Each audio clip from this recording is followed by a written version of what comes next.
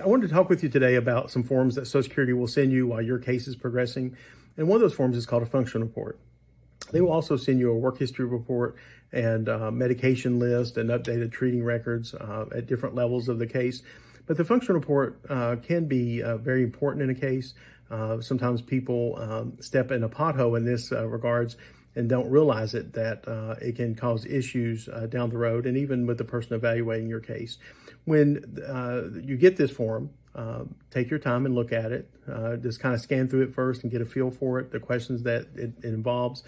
This is something that the claimant has to fill out, the client, because we're not with you on a daily basis, so we don't know what you do day in and day out. And this is your opportunity to explain the problems that you have so that the person looking at it. Most judges rarely ask about the function report. Sometimes they do, but it's usually used at the lower levels. And when we get a decision from a judge, a lot of times they will use the information from a function report in denying a case, saying that, the claimant says they can do this, they can do that.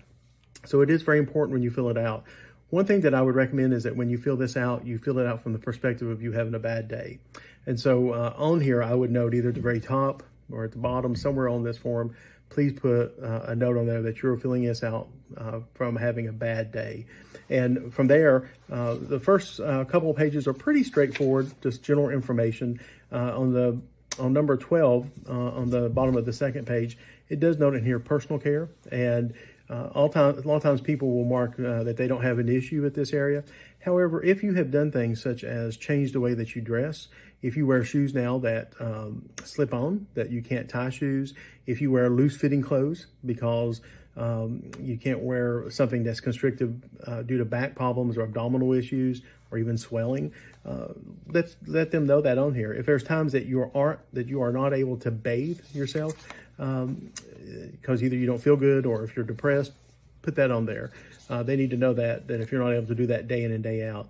The other things that they ask about meals and doing house and yard work, when you answer these questions, look at it from the perspective that when they ask you that, if you're able to do things around the house, but you have to do them in small amounts, you might get up and do a little bit and then rest. Make sure you note that on there. It's very important that they know that if you're not able to sustain doing certain actions, if you leave them with the perception that you have no problem doing those, then that's what they're going to look at it. And that's what they're going to take from it, is that you have no problems doing those things. They're going to ask you getting around outside. Are you able to walk, ride your car? Are you able to shop? And now they've added in more recent years by mail, by phone, by computer. And of course, COVID had an impact on those issues. They ask you if you have any problems handling money and hobbies and interests. If there's things that you used to do that you can't do now, put that on there and say, I can't do this now. I used to enjoy hobbies that I can't do those things. Social activities are looking to see, are you spending time with friends and family? Are you going to church, clubs, organizations, meetings?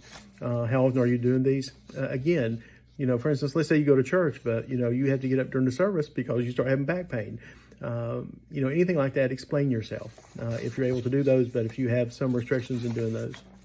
They ask other questions about lifting and walking, sitting, kneeling, all those things. Again, if you have issues with those, explain yourself to them. And finally, they will come to a section where they will ask you about remarks after you list your medication. And this is your opportunity. If there's anything that you feel that the form didn't address that you feel is important in your case, make sure you let them know that.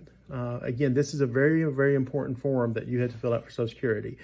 Take your time with it, read the questions, but do your best that you can on it. This is coming from you, and so you need to fill this out.